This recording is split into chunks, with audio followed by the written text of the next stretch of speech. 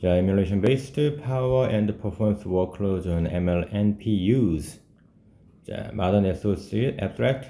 The modern SoC are touching a new height in terms of size and complexity. With this, the demand for low-power devices has also increased. Hence, the power verification is essential, and it's important to keep the power numbers under limit. To achieve this, the power calculation needs to be performed from the early stage of the design cycle.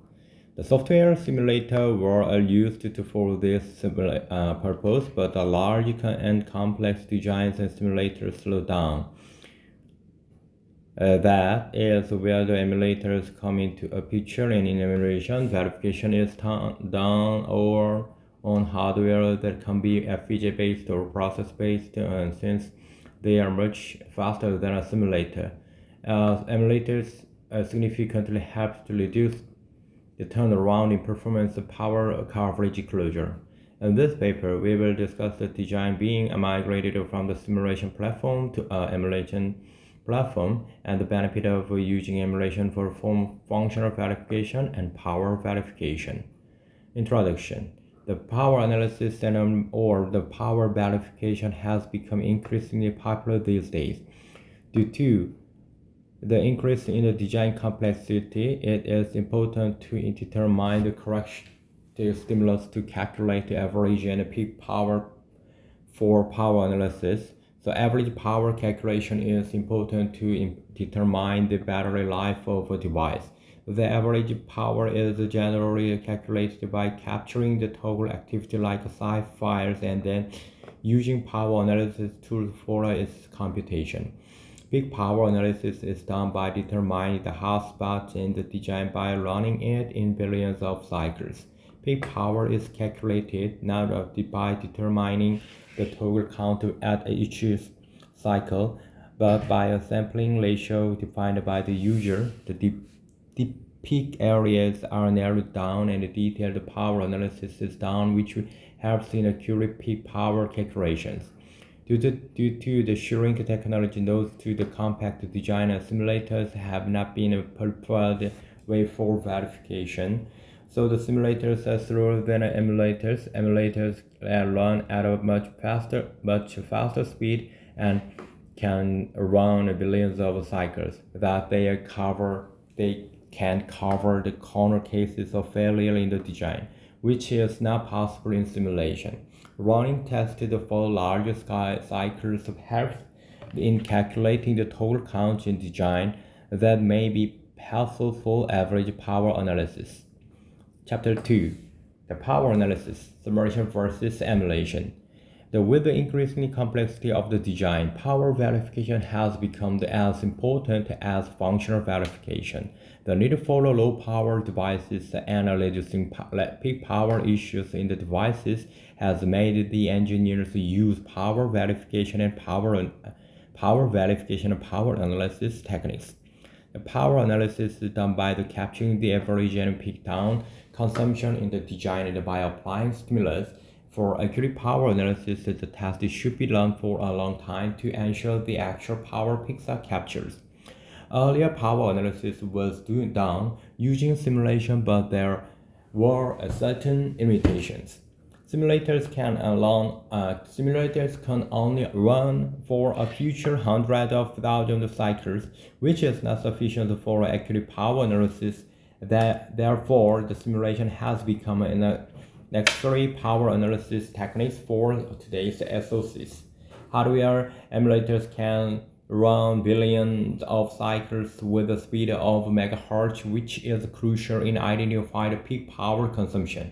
The power analysis tools are easily plugged with the emulation or a hardware acceleration platform. Hence, the emulators can run a real-world simuli for hundreds of millions of cycles, which ensure the accuracy of the power calculation. They produce the SAIF files for a power consumption computation. So the SAIF files contain the total count of all signals in the design. This SAIF can be applied to power analysis tool for calculating average power. So the results obtained from the emulation are closer to the actual power consumption. Emulation speed allows the designers to run power analysis several times before tape out, which is not possible in simulation. Chapter 3 is the methodology. In the case of the ARM NPU, simulators becomes a bottleneck for computing power and performance workloads. The tests running on a simulation took several weeks to complete and sometimes even months. Hence, it was decided to migrate the design to an emulator platform. The existing setup was based on simulators, so that the top module consists of the DUT instantiate and other test bench modules. To integrate the design to emulation-based environment, the test bench was split into a dual top hierarchy, which is hardware top and software top. The Accellera co-emulation methodology was used during the migration, in which the synthesizable part of the design runs out of emulators and non-synthesized part of the design runs on a simulator, and the communication between the hardware top and software top is established using transductors or signals.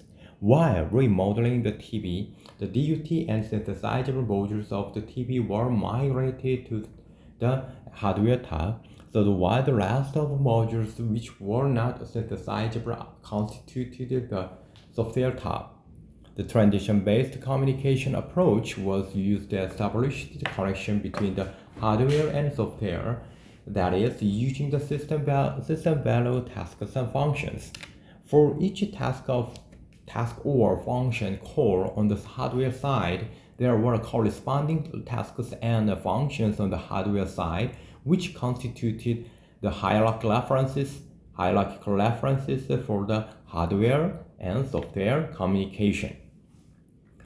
So after the migration of the design on the emulation platform, a low throughput was observed. Hence, the test bench was further optimized to improve the emulation throughput. There were a few redundant software calls on the test bench, which were reduced by the increasing the transition buffer size, and the huge improvement was achieved. After the compilation of the HTL and HVL, real applications are executed to dump power, siphon FSDB, and performance data and monitor counters. The performance analysis was enabled by adding NPU counters in RTL to do the bandwidth calculation in various layers in the pipeline. We dumped counter data and used script to do a breakdown of per layer data and simulations of neural network execution, enabling us to get per layer data on bandwidth various hardware utilization metrics. The emulators dump raw toggle data from hardware, and there is an intermediate step to convert it into SAIF FSDB, which goes directly into power tools.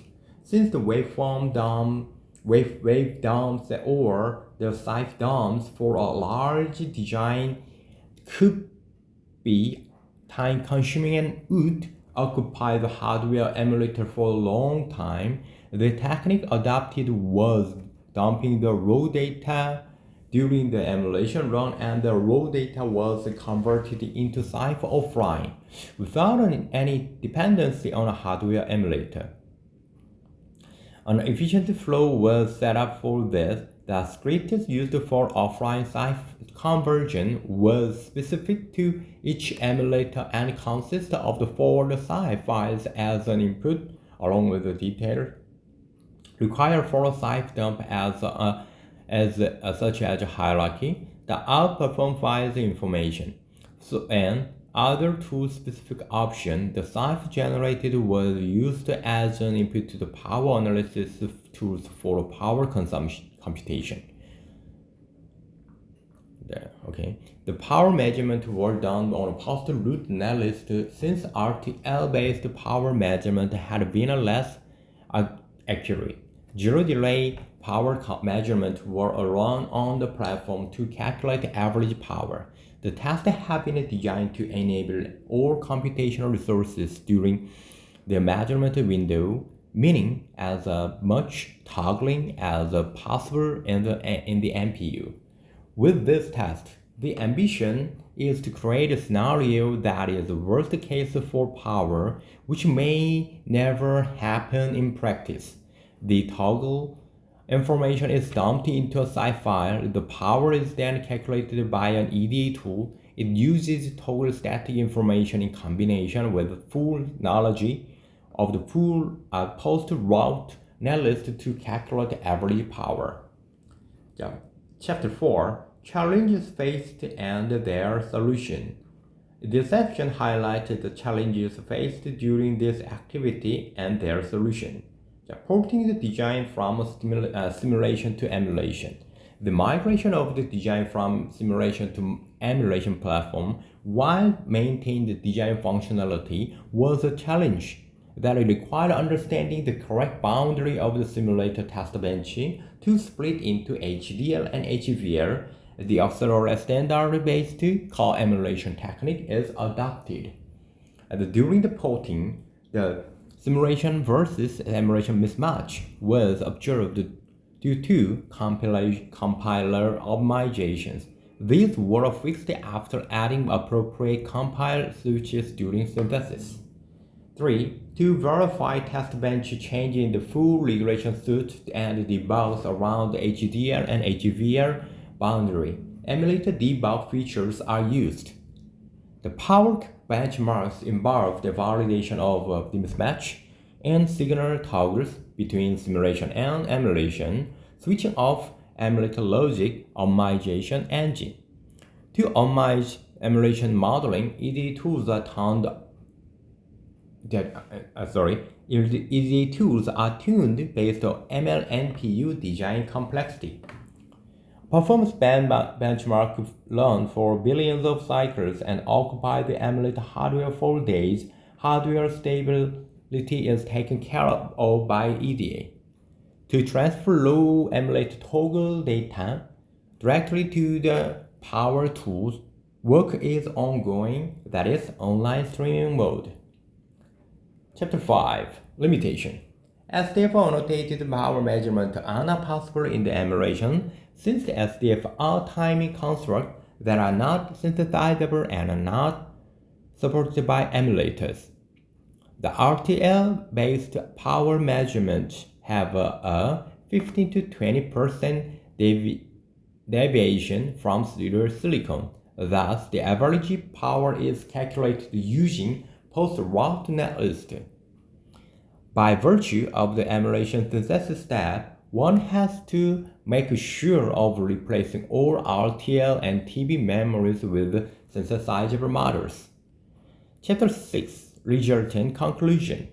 The result after the design were migrated to the emulation platform were observed to be much faster and accurate than simulation. A performance gain of the 330 times was observed in a runtime over simulation. We further worked on optimizing the hardware-software communication channel and could attain another 2.5 times with the sorting out memory, read and write calls efficiently. Hence, an overall gain of 600 to 800 times was obtained.